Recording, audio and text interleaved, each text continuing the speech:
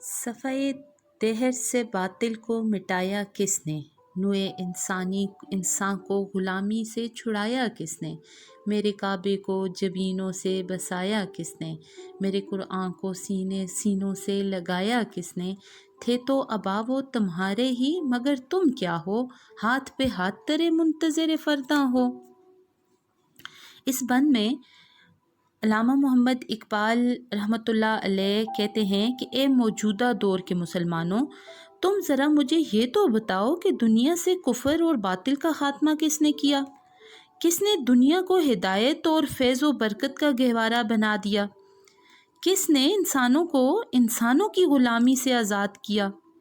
اور کس نے ظلم و ستم کی چکی میں پسی ہوئی انسانیت کو نجات دلائی؟ اور کس نے میرے گھر یعنی خانہ کعبہ کو بتوں سے پاک کر کے اسے صحیح معنوں میں میری عبادت گاہ بنایا؟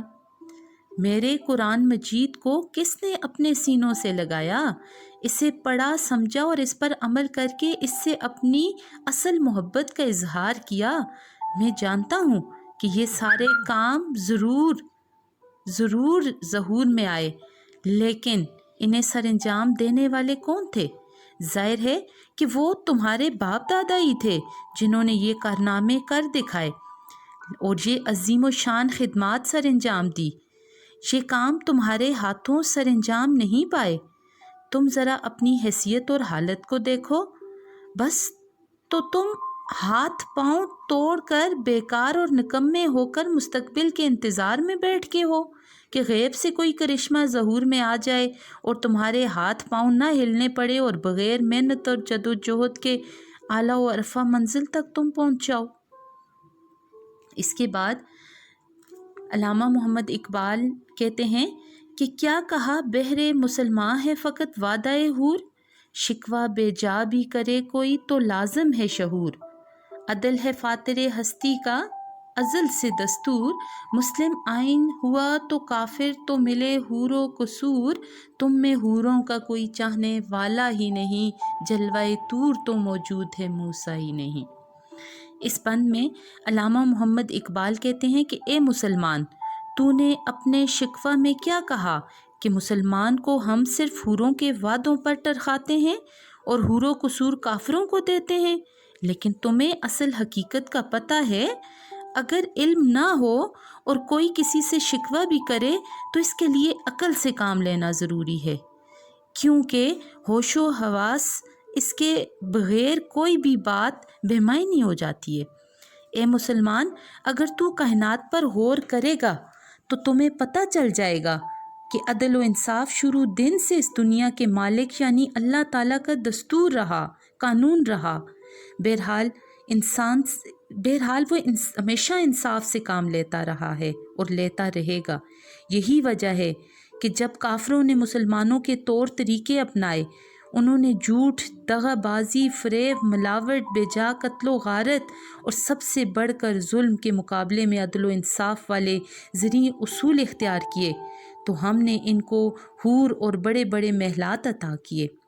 اس کے مقابلے میں مسلمانوں نے اپنا آئین اور دستور یعنی قرآن اور اسوہ رسول پر چلنا چھوڑ دیا، اس لیے آج وہ ذلیل و خوار ہو رہے ہیں۔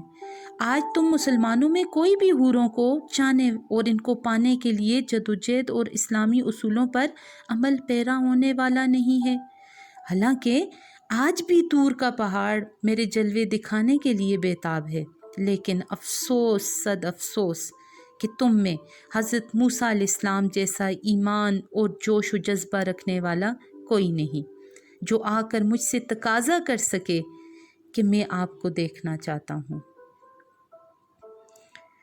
اگلے بند میں مزید علامہ محمد اقبال کہتے ہیں، تو نہ مٹ جائے گا ایران کے مٹ جانے سے، نشہ میں کو تعلق نہیں پیمانے سے، ہے عیاں یورش تاتار کے افسانے سے، پاسباں مل گئے کعبے کو صنم خانے سے، کشتی حق کا زمانے میں سہارا تو ہے، عصر نو رات ہے دھندلا سا ستارہ تو ہے۔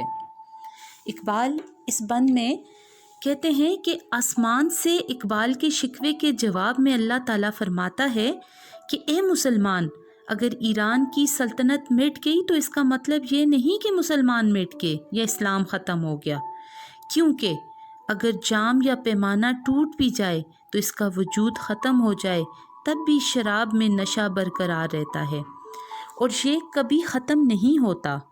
اس طرح کسی ملک یا علاقے میں مسلمانوں کی حکومت ختم ہونے کا یہ مطلب ہرگز نہیں کہ اسلام کا دنیا سے خاتمہ ہو گیا۔ اگر غور کریں اور تاریخ کے اوراق کا مطالعہ کریں تو آپ کو بہت سی ایسی مثالیں مل سکتی ہیں، اور سب سے بڑی مثال تاتاریوں کے لشکر کی ہے، جس کے سردار چنگیز خان نے بغداد پر حملہ کر کے مسلمانوں کی سلطنت کو نیست و نابود کر دیا تھا، وہاں مسلمانوں کی حکومت کا خاتمہ کر دیا تھا۔ لیکن اللہ تعالیٰ کا فضل دیکھیے کہ اسی ظالم و جابر چنگیز خان کی اولاد میں احمد نکوداد نے جو اسلام قبول کیا اور اسلام کی دھاک بٹھا دی۔ اسی طرح بت خانے میں پیدا ہونے والے لوگ توحید کے پرستار بن کر کعبے کی حفاظت کے لیے اٹھ کھڑے ہوتے ہیں۔ اے مسلمان، تو حق و انصاف کی کشتی کا دنیا میں واحد سہارا ہے، اور یہ تو ہی اس کا ملا ہے، اور اب تو ہی اس ٹوٹی پھوٹی کشتی کو ہمت و جدوجہد اور سچے و پکے ایمان کے سہارے ساحل تک پہنچا سکتا ہے۔ جدید زمانے کی اس تاریک رات میں اے مسلمان، تو ہی ایک دھندلا اور ٹمٹماتا ہوا ستارہ ہے۔ اب تو ہی اپنی مدھم لیکن دیر پا روشنی سے مسلمانوں میں جہالت کی تاریکیاں ختم کر سکتا ہے۔ اگلے بند میں شاعر لکھتے ہیں، مثل بو قید ہے غنچے میں پریشاں ہو جا، رخت بردوش ہوائے چمنستان ہو جا، ہے تنک مایا تو ذرے سے بیاباں ہو جا، نغمہ موج سے ہنگامہ طوفاں ہو جا، قوت عشق سے ہر پست کو بالا کر دے، دہر میں اس میں محمد سے اجالا کر دے۔ اے مسلمان، ایسے وقت تیرا حال اس خوشبو جیسا ہے جو غنچے میں بند ہوتی ہے۔ پھول سے جب تک خوشبو باہر نہیں آتی تو دنیا والوں کو اس کے بارے میں علم نہیں ہوتا، اس لیے تجھے باہر نکلنا چاہیے۔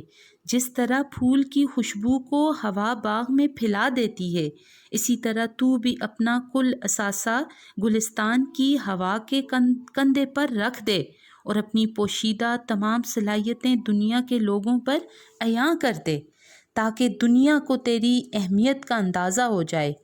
اس وقت تیری کوئی اہمیت نہیں، لوگوں کی نظر میں تو ایک حقیر چیز کی مانند ہے، اگرچہ تو ذرہ کی مانند ہے، لیکن اگر تو اپنی آپ کو پہچان کروا لے، تو اپنے آپ کو پہچان لے تو سب کچھ ممکن ہو سکتا ہے۔ تو اپنی خودی کے ذریعے ذرے سے صحرا میں تبدیل ہو سکتا ہے۔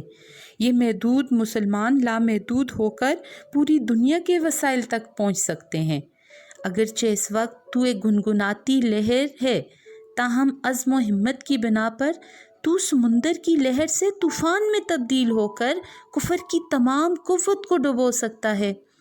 لیکن ایسا کرنے کے لیے مضبوط اور کامل ایمان کے ساتھ ساتھ اس عشق اور جذبے کی ضرورت ہے جو پست اور کمزور انسانوں کو طاقت اور اونچا بنا سکتا ہے، اور وہ ہے آقا نامدار حضرت محمد صلی اللہ علیہ وآلہ وسلم سے عشق، جس کو اپنا کر مسلمان اس دنیا میں ظلم و بربریت کے اندھیروں کو ختم کر کے عدل و انصاف کے اجالے پھیلا سکتا ہے، اور کمزوروں اور ظلم کی چکی میں پسے ہوئے مایوس لوگوں کے ہونٹوں پر مسکراہٹیں واپس لا سکتا ہے۔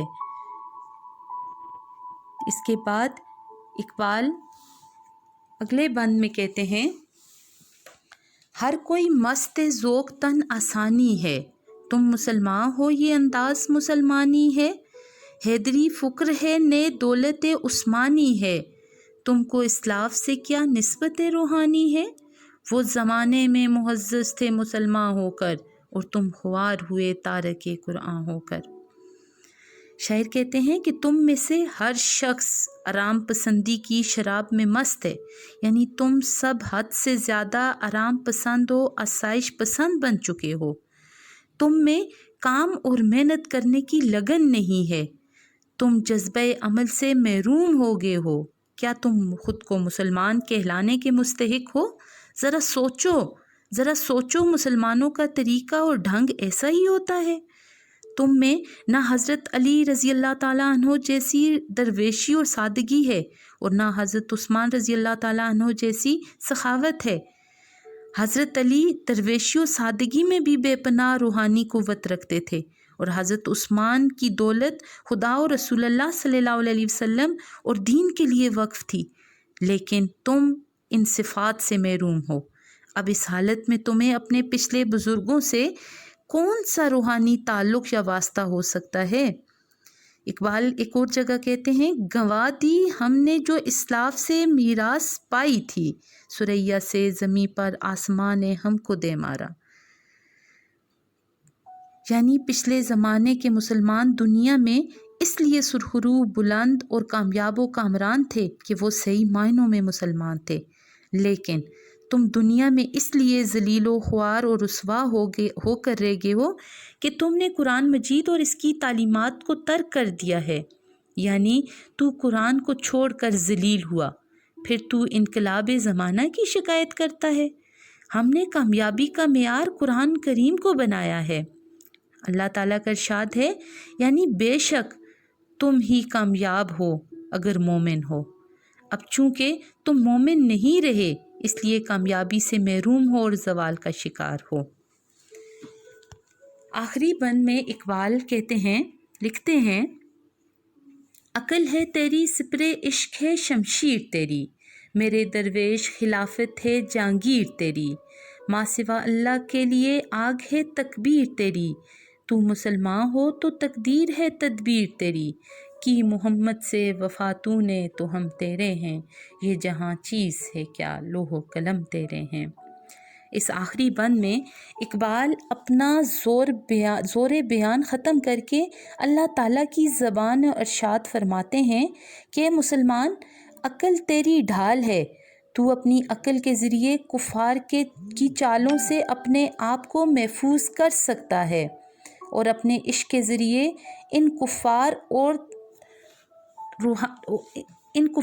اور فرعونی قوتوں کو نیست و نابود کر سکتا ہے۔ اے میرے درویش، صفت انسان تیری خلافت اور حکومت ساری دنیا کے لیے ہے، اور ساری دنیا میں اسلام کا جھنڈا لہرانا تیرا مقصد حیات ہے۔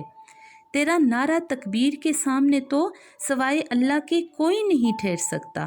یہ نعرہ تو تمام باطل قوتوں کے لیے آگ کی مانند ہے، یعنی تو غیر اللہ کو ایمان کی حرارت سے جلا کر بھسم کر دیتا ہے۔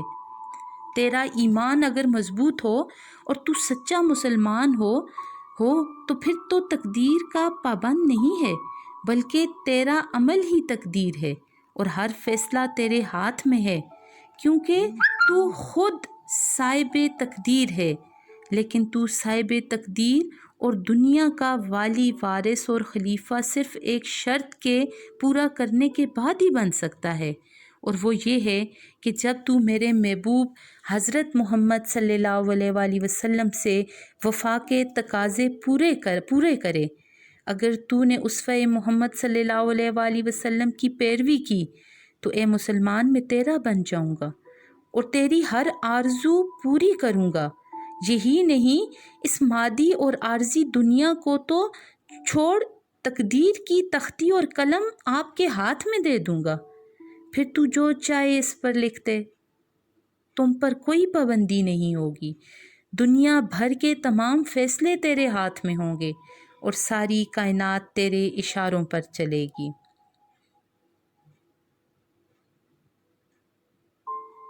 عزیز طالبات، جواب شکوہ کے صرف 13 بند جو ہیں ان کی وضاحت میں نے آپ کے سامنے پیش کی ہے۔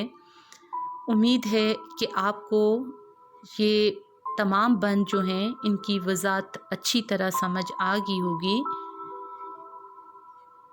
اس کے ساتھ ہی اب میں آپ سے اجازت چاہوں گی۔ اپنا خیال رکھیے گا۔ اللہ حافظ۔